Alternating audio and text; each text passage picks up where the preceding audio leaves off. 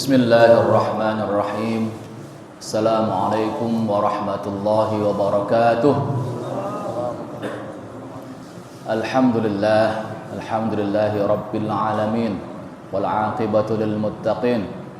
Wala udwana illa 'alal zalimin. Wassalatu wassalamu ala khairi khalqihi sayyidina Muhammadin wa ala alihi wa sahbihi wa man tabi'ahum bi ihsanin ila yaumiddin. Allahumma salli wa sallim wa barik ala sayyidina Muhammad. Rabbi shrah li sadri wa yassir li amri wahlul 'uqdatam min lisani yafqahu qawli, amma ba'du. Alhamdulillah, di siang hari yang penuh berkah ini Allah masih berikan kita kesehatan, kenikmatan, nikmat iman, nikmat Islam, sehingga kita semua masih dapat berkumpul, bertatap muka di tempat yang mulia ini dalam rangka melaksanakan kewajiban kita, yaitu sholat zuhur berjamaah. Dan insya Allah kita lanjutkan dengan kajian rutin kitab Ta'limul Muta'allim. Salawat dan salam mari kita haturkan kepada junjungan kita Nabi besar Muhammad sallallahu alaihi wasallam, Nabi akhir zaman, manusia terbaik yang diutus oleh Allah Subhanahu wa taala untuk menjadi rahmat bagi seluruh alam dan menjadi guru bagi seluruh umat manusia. Hadirin rahimakumullah, insyaallah kita akan lanjutkan kajian kita pada siang hari ini. Sebelum kita mulai, marilah kita terlebih dahulu membuka majelis kita yang penuh berkah ini dengan sama-sama membaca al-basmalah. Bismillahirrahmanirrahim. Dan marilah kita hadiahkan suratul Fatihah kepada muallif penulis kitab ini, yaitu Syekh Zarnuji, yang telah menyusun kitab ini sehingga ilmu, manfaat dan barokahnya bisa sampai kepada kita semua. Semoga Allah Subhanahu wa taala jadikan hal ini sebagai amal jariah beliau yang pahalanya terus mengalir hingga akhir kelak. Ala hadin niyah wa kulli niyatin salihah wa ila hadratin nabiyil mustafa Muhammad sallallahu alaihi wasallam. Al-Fatihah. A'udzubillahi minasyaitonir rajim. Bismillahirrahmanirrahim. Iyyaka na'budu wa iyyaka nasta'in. Ihdinas siratal mustaqim. Shiratal ladzina an'amta 'alaihim. Amin ya rabbal alamin. Kita akan lanjutkan kajian kita kitab Ta'limul Muta'allim, di mana minggu lalu kita sampai pada bab faslun fi ikhtiyaril ilmi wal ustad wasyarik wa thabat alaihi. Pasal tentang bagaimana memilih ilmu, memilih guru dan teman belajar. Ini insya Allah masih kita lanjutkan bab tersebut di bagian terakhir. Insya Allah hari ini kita selesaikan. Kemudian di pertemuan selanjutnya kita insya Allah akan berganti ke bab lain atau pasal lain. Minggu lalu sedikit review bahwa dalam proses menuntut ilmu itu salah satu yang dibutuhkan oleh seorang penuntut ilmu atau seorang pelajar itu adalah kesabaran. Kesabaran. Karena tanpa kesabaran ilmu itu akan mustahil diraih. Sebab apa? Sebab dalam proses menuntut ilmu itu akan dijumpai banyak sekali godaan, hambatan, rintangan. Misalnya saja seorang santri yang masuk ke dalam sebuah pesantren, yang belajar di sebuah pesantren, di situ dia akan menghadapi banyak sekali ujian, cobaan. Tidak hanya ujian materi, tidak hanya ujian akademik, tetapi juga ujian-ujian kondisi di mana terkadang membuat dia tidak nyaman di pesantren. Misalnya saja dia tidak nyaman dengan teman-temannya, dia tidak kerasan, kemudian dia kekurangan kiriman dan lain sebagainya. Belum lagi ujian-ujian yang sifatnya non teknis, seperti penyakit yang tiba-tiba diderita, gatal-gatal, atau kemudian tiba-tiba jatuh sakit, kena tipes dan lain sebagainya. Kalau itu tidak sabar, maka proses menuntut ilmu itu pasti tidak akan berhasil, pasti akan mental. Maka dikatakan wa yanbaghi an yasbiru amma turidu nafsuhu wa hawahu.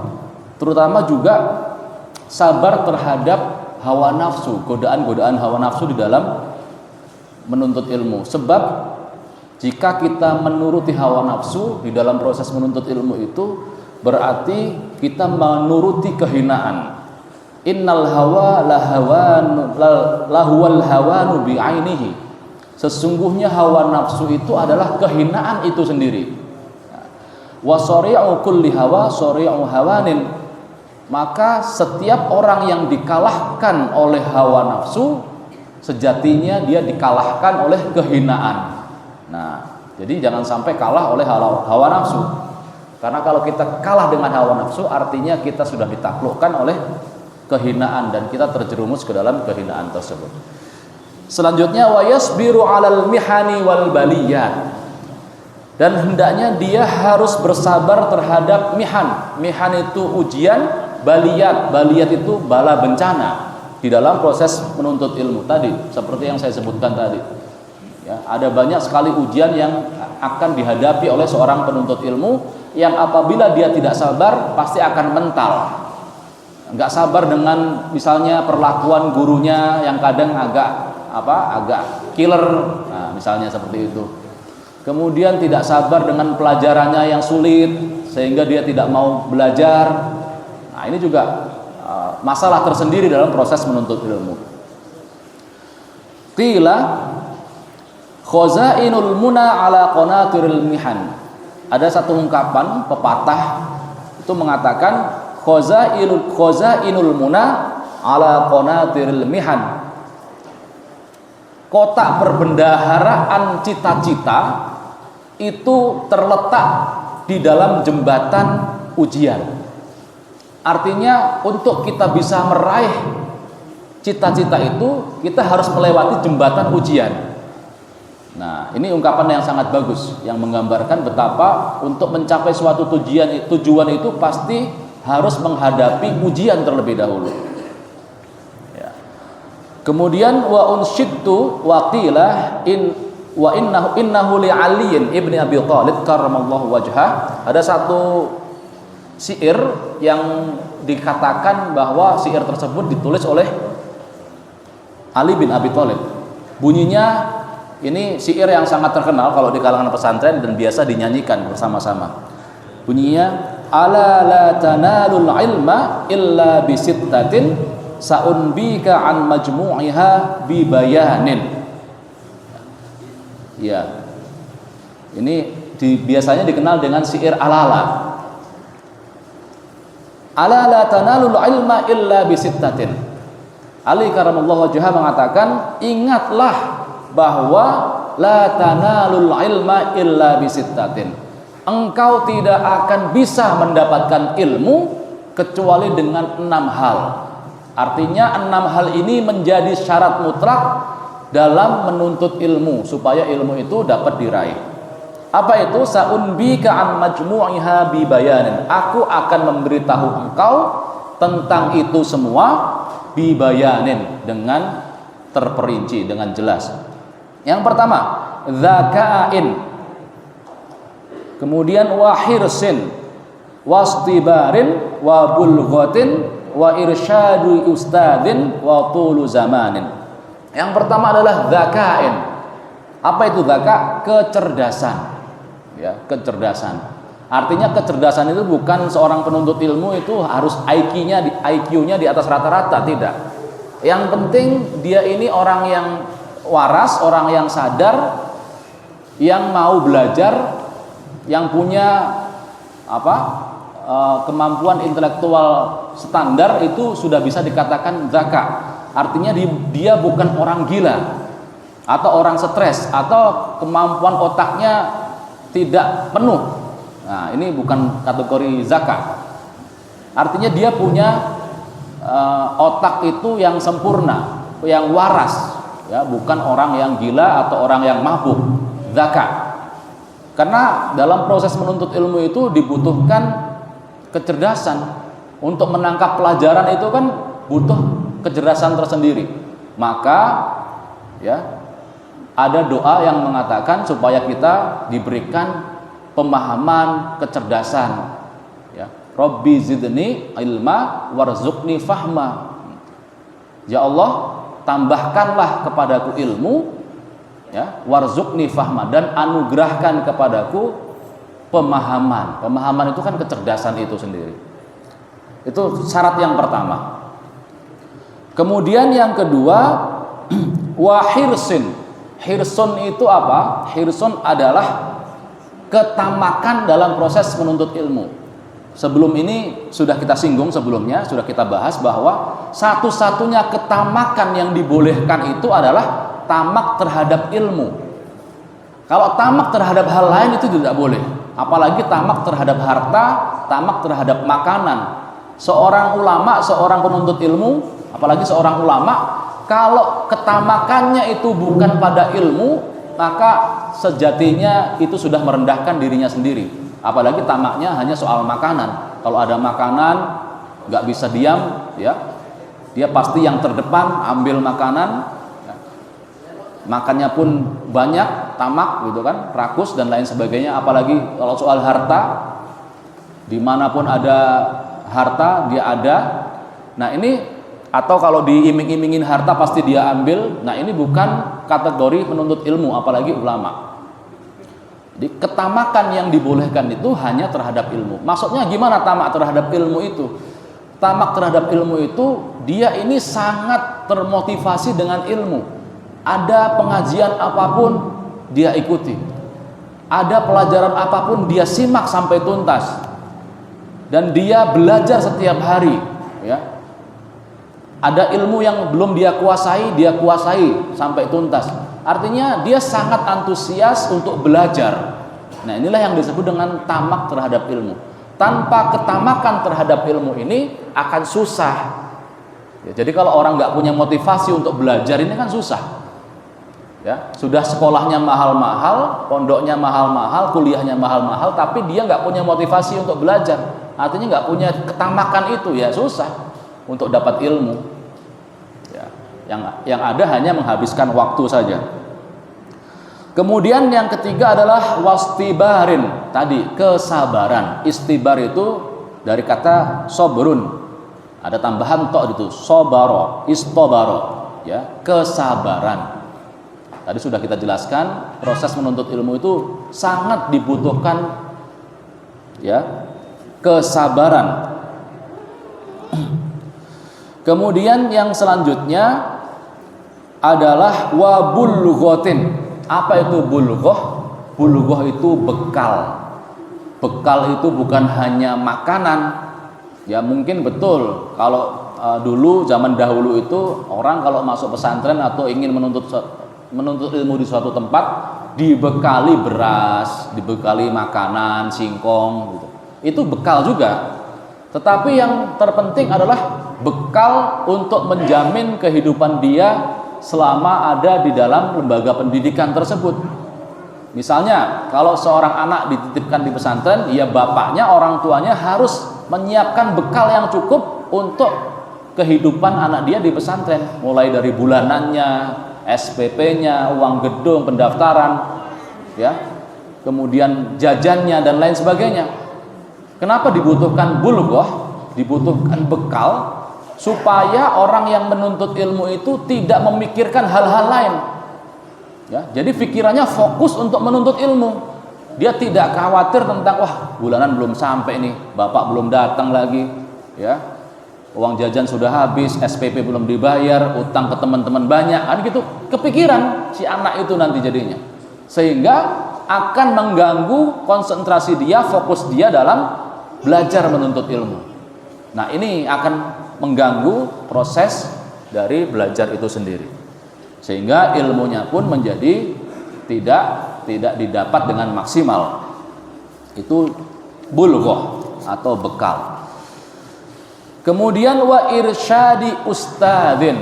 Tentu dalam proses belajar mengajar itu ada bimbingan guru atau bimbingan ustadz. Wajib, ya, atau suhbatul ustadz, bergaul dengan guru, bergaul dengan ustadz. Seorang penuntut ilmu itu harus punya interaksi langsung dengan gurunya, karena gurunya itulah yang mengarahkan mana yang benar, mana yang salah, mana yang baik, mana yang buruk, ya, mana pelajaran yang belum dipahami itu akan dipahamkan oleh gurunya. Kalau seorang murid itu tidak ada interaksi dengan gurunya, apalagi tidak pernah masuk kelas, mahasiswa nggak pernah kuliah, ya mau dapat ilmu dari mana? Dari Google, sanadnya nggak jelas.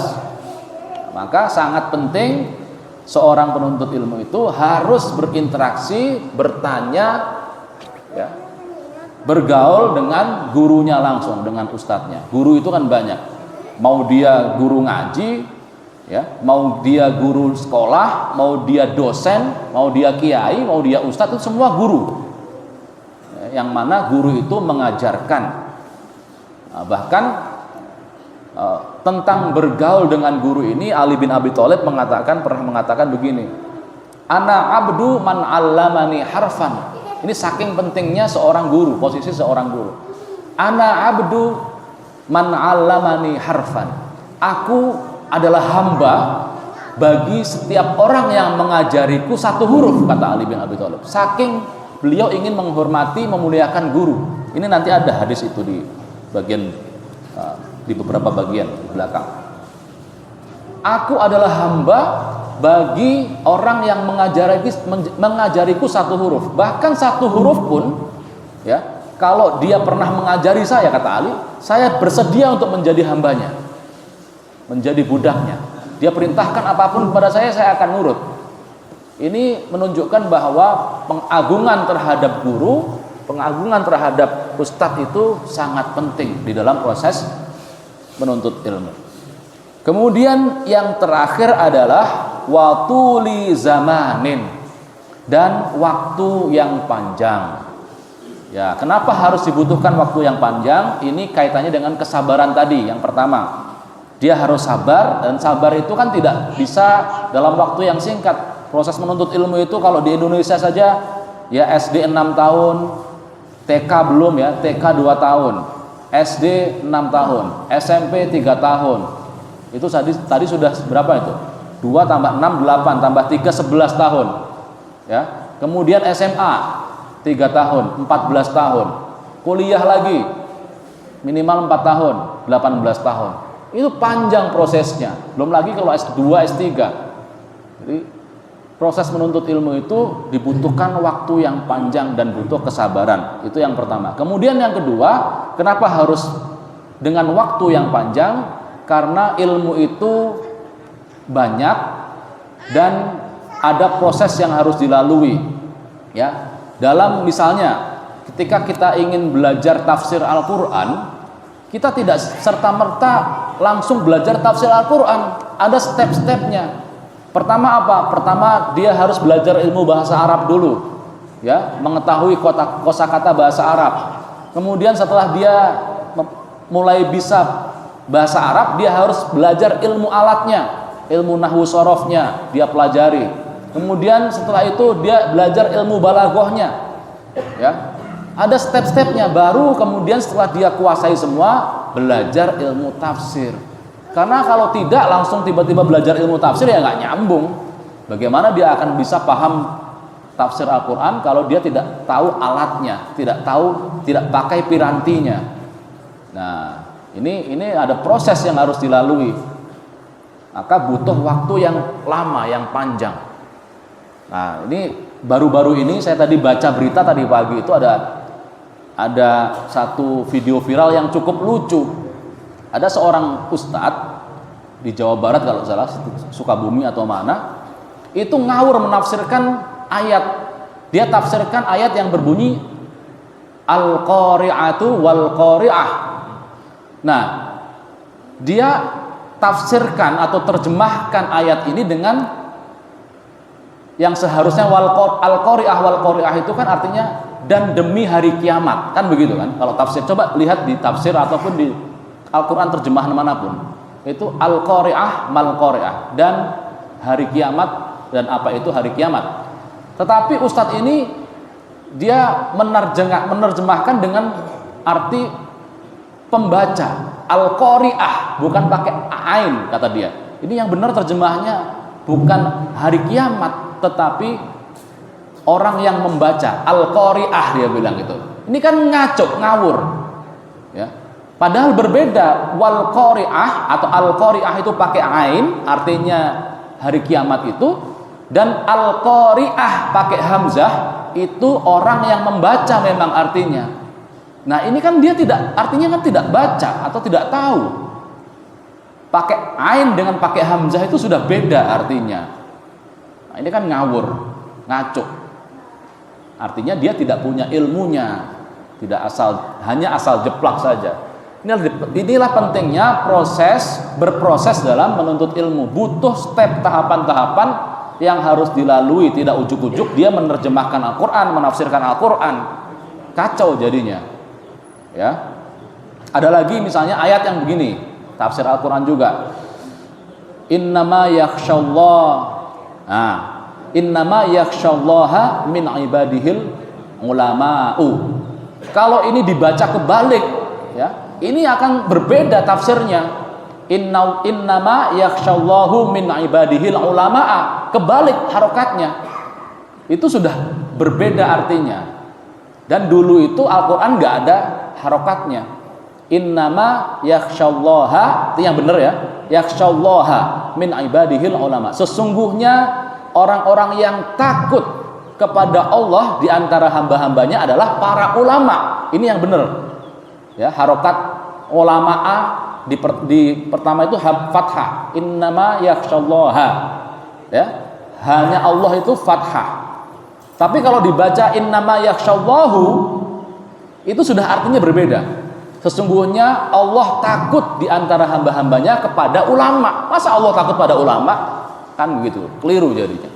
Jadi salah mengharokati satu harokat saja akan fatal artinya.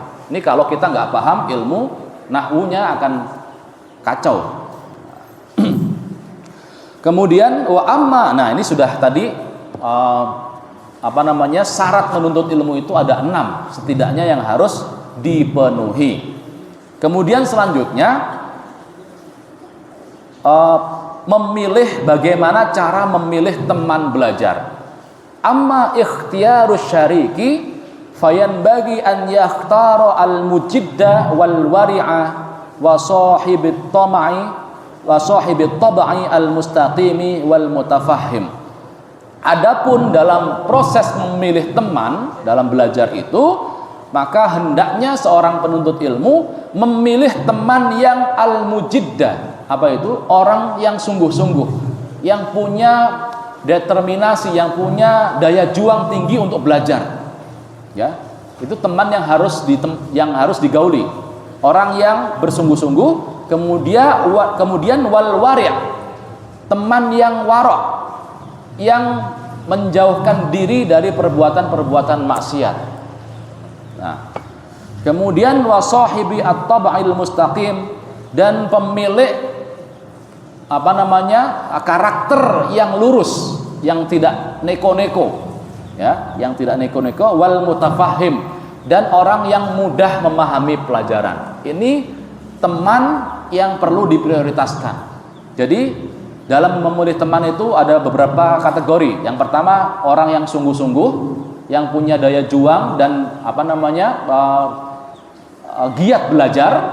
Kedua, dia orang yang warok, yang menjauhkan diri dari perbuatan maksiat.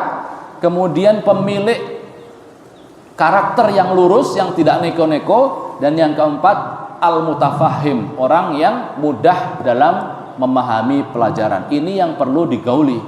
Karena kenapa? Karena ya, kalau kita bergaul dengan orang yang salah, itu akan menular. Sebaliknya, kalau kita bergaul dengan orang yang baik, maka kita akan ketularan baiknya juga.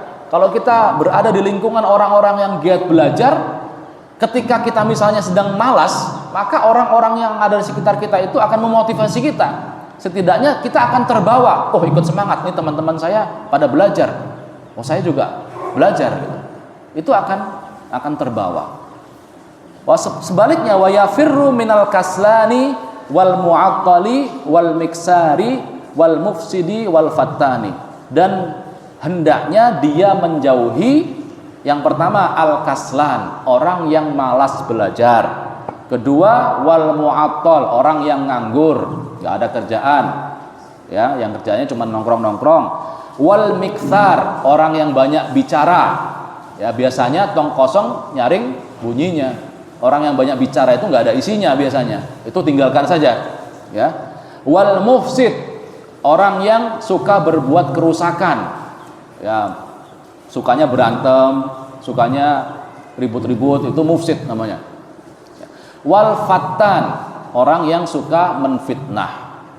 4 orang ini atau 5 orang ini harus kita jauhi. Pertama yang malas, orang yang nganggur, orang yang miksar, orang yang banyak bicara, ya, omongannya nggak jelas, omongannya gede-gede, itu dijauhin.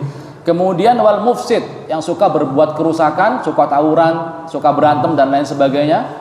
Kemudian al fattan, suka menfitnah orang lain. Ini harus dijauhi dalam proses menuntut ilmu.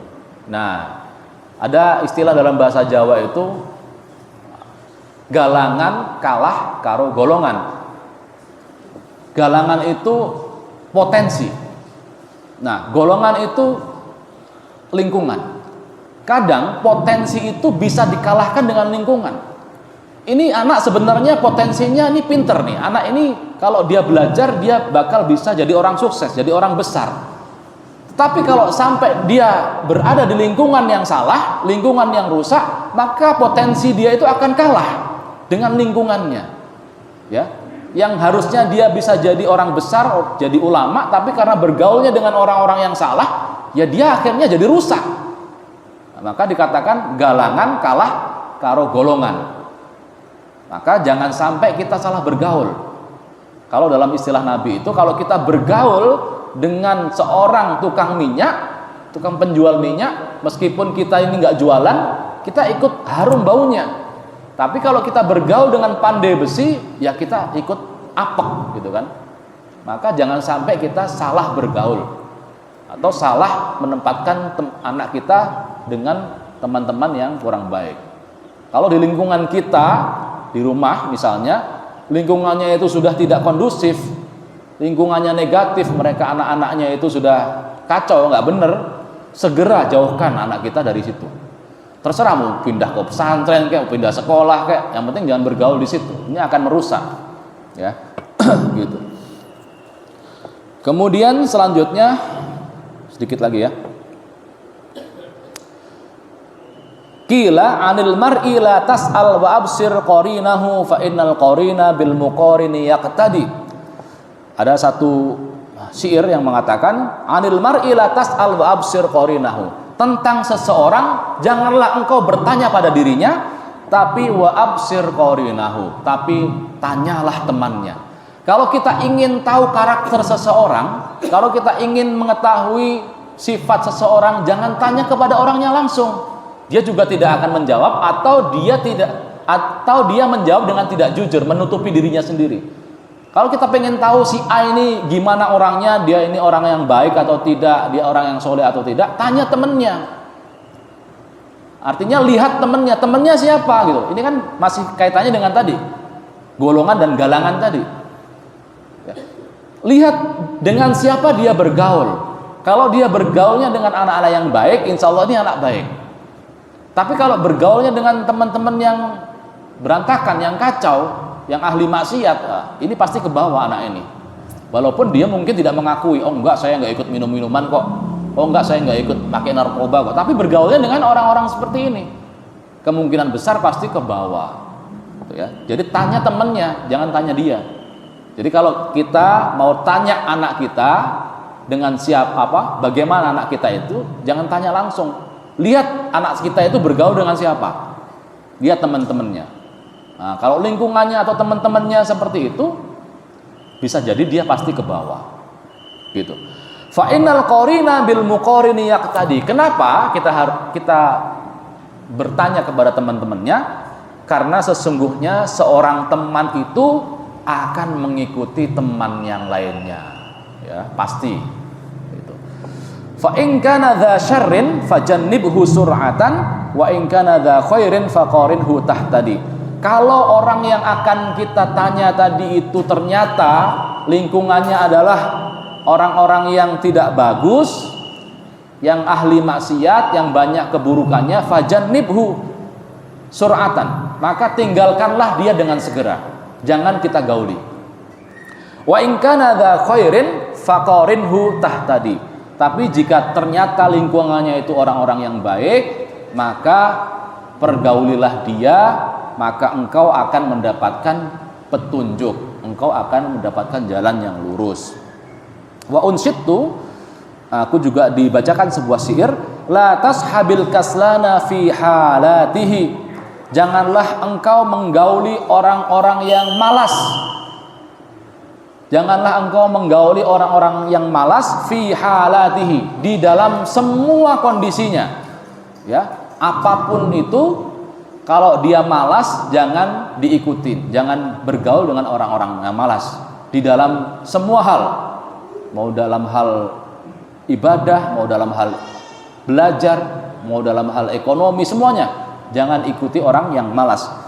Kam solihin bi fasadin akhar yafsudu. Nah, ini tadi, berapa banyak orang yang soleh itu lantaran rusaknya orang-orang sekitarnya dia ikut menjadi rusak. Ya, berapa banyak? Banyak sekali maksudnya. Banyak sekali orang-orang yang benar, orang-orang yang soleh menjadi rusak lantaran dia bergaul dengan lingkungan yang rusak. Gitu ya. Adwal balidi ilal jalidi sari'ah. Ya. Sesungguhnya menularnya kebodohan terhadap orang yang pintar itu sangat cepat. Jadi kebodohan itu menular. Ya, kalau kita bergaul dengan orang-orang bodoh, walaupun sebenarnya kita ini pintar, kita ikut jadi bodoh. Ya, karena kebodohannya itu menular. Yang diomongkan tuh nggak ada yang bermutu. Maka kita ikut jadi bodoh. Yang diomongkan ya soal makanan, yang soal hal-hal yang tidak bermanfaat lah, yang soal film lah, yang soal pasar lah, soal bola dan sebagainya. Hanya itu yang diomongkan gitu. Sebaliknya, kalau kita bergaul dengan orang pintar, maka kita setidaknya akan terpacu, termotivasi untuk bisa seperti orang-orang pintar itu. Orang pintar itu kan yang didiskusikan hal-hal yang besar, ya, hal-hal yang besar, ide-ide besar. Nah, setidaknya kita akan ikut terpacu, termotivasi supaya kita bisa seperti mereka. Gitu. Kemudian kal jamri yudha'u fir ramadi fayakhmudu. Seperti bara api yang diletakkan di dalam pasir, maka bara api itu akan padam. Jadi orang yang pintar itu diibaratkan dengan bara api. Ini orang yang pandai. Nah, tetapi kalau bara api itu kemudian diletakkan atau dipendam di dalam pasir, ya, pasti bara api itu akan mati juga. Artinya kepintarannya itu akan padam, akan hilang. Itulah perumpamaan bagaimana kebodohan itu menular, bisa memadamkan kecerdasan. Nah, sedikit lagi. Qala Nabi sallallahu alaihi wasallam, kullu mauludin yuladu ala fitratil Islam illa anna abawahu yuhawwidanihi wa yunassiranihi wa yumajjisanihi. Rasulullah mengatakan dalam satu hadis, setiap anak yang baru dilahirkan itu mereka dilahirkan dalam keadaan fitrah. Mereka suci, fitratul Islam, ya.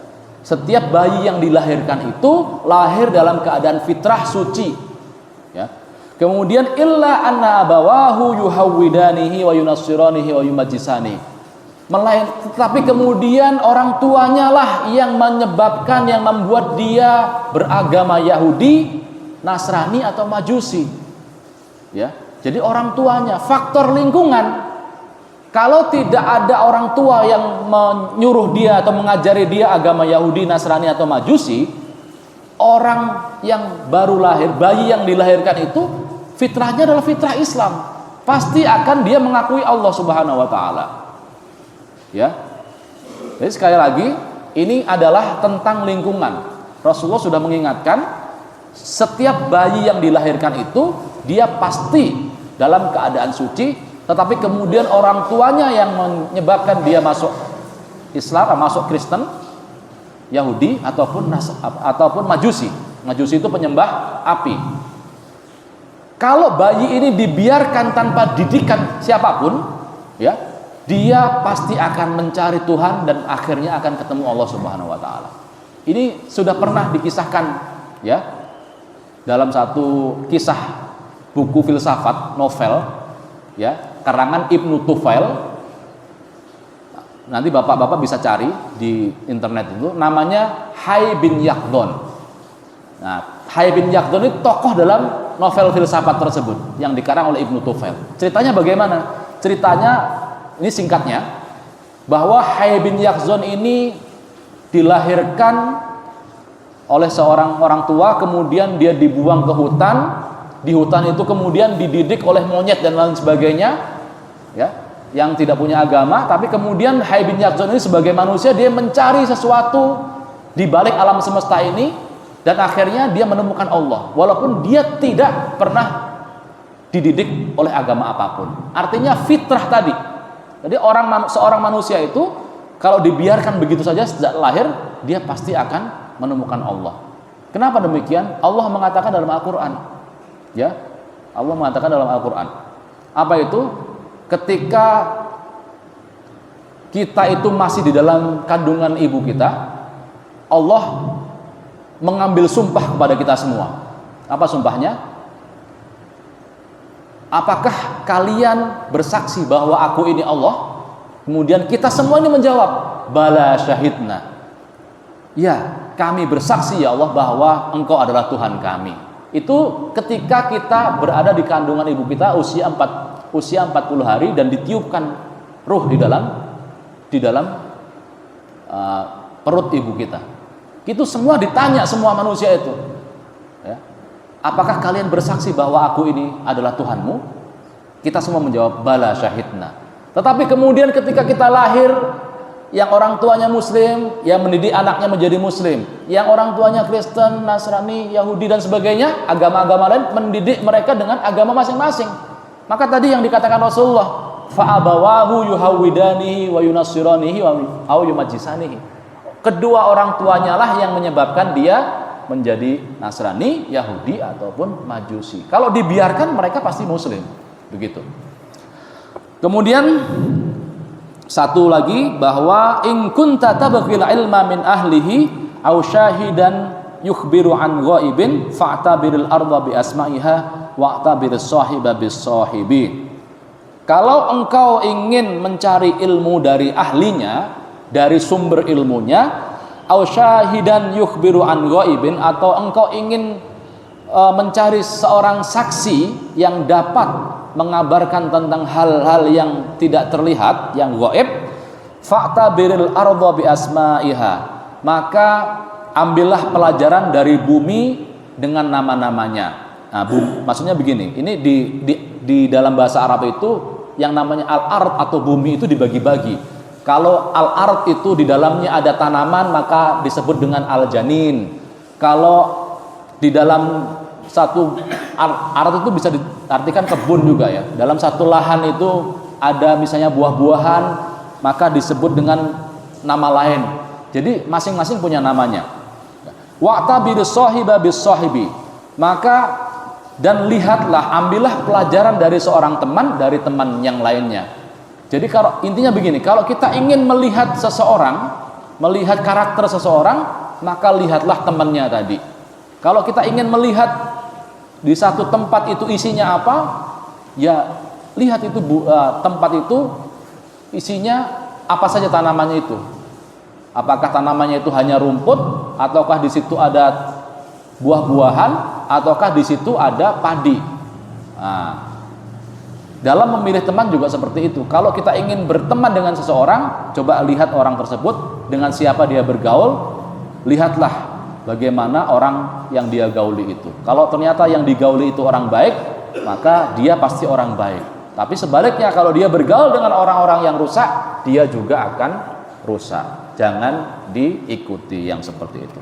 Demikian kira-kira proses bagaimana kita menuntut ilmu, terutama dalam proses memilih teman. Nah, sebagai review sedikit, yang kita pilih, yang harus kita dahulukan itu adalah teman yang bersungguh-sungguh, teman yang memiliki sifat wara', ya, yang tidak yang menjaga diri dari perbuatan maksiat, yang teman kemudian yang memiliki karakter yang lurus, yang tidak neko-neko, dan teman yang mudah mencerna pelajaran, memahami pelajaran. Yang harus dijauhi adalah teman-teman yang malas, teman-teman yang nganggur, teman-teman yang banyak bicara, yang rusak, ya, membuat kerusakan, dan juga teman yang suka berbuat fitnah. Demikian yang dapat kita bahas pada siang hari ini. Kita sudah selesaikan bab tentang memilih ilmu, guru, dan teman dalam belajar. Insya Allah kita akan pindah ke bab selanjutnya di pertemuan selanjutnya, yaitu bab tentang faslun fi ta'dhimil ilmi wa ahlihi, pasal tentang mengagungkan ilmu dan pemilik ilmu. Pemilik ilmu itu siapa? Ya guru, ya ulama, ya ustadz, ya kiai. Nah, itu adalah ahlul ilmi, pemilik ilmu. Insya Allah kita lanjutkan di pertemuan minggu depan. Kita tutup pertemuan kita pada siang hari ini dengan sama-sama membaca Alhamdulillahirabbil alamin. Semoga apa yang kita diskusikan, kita bahas, dan kita kaji pada siang hari ini mendatangkan keberkahan dari Allah, mendatangkan ilmu yang barokah dan bermanfaat bagi kita di dunia dan di akhirat, dan juga membawa keberkahan bagi kita dan seluruh anak cucu kita. Ala hadhihi niyyah wa kullu niyatin shalihah wa ila hadratin nabiyil Mustafa Muhammad sallallahu alaihi wasallam. Al-Fatihah. A'udzu billahi minasyaitonir rajim. Bismillahirrahmanirrahim. Alhamdulillahirabbil alamin. Maliki yaumiddin. Iyyaka na'budu wa iyyaka nasta'in. Ihdinas siratal mustaqim. Shiratal ladzina an'amta 'alaihim. Selanjutnya saya juga mohon doa. Insya Allah besok pagi saya akan berangkat umroh. Saya mohon doanya semoga dilancarkan, dimudahkan oleh Allah Subhanahu wa taala dari berangkat sampai nanti kembali lagi ke Indonesia. Dan semoga dijadikan umroh saya ini umroh yang makbulah dan mabrurah. Ala hadiniyah wa kullu niyatin shalihah wa ila hadratin nabiyil Mustafa Muhammad sallallahu alaihi wasallam. Al-Fatihah. A'udzu billahi minasyaitonir rajim. Bismillahirrahmanirrahim. Alhamdulillahirabbil alamin. Maliki yaumiddin. Iyyaka na'budu wa iyyaka nasta'in.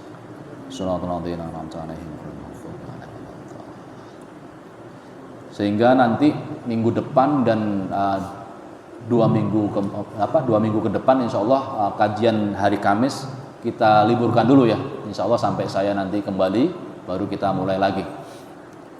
Demikian, mohon maaf atas segala kesalahan dan kekurangan. Kita tutup dengan doa kafaratul majlis. Subhanakallahumma wa bihamdika asyhadu an la ilaha illa anta astaghfiruka wa atubu ilaik.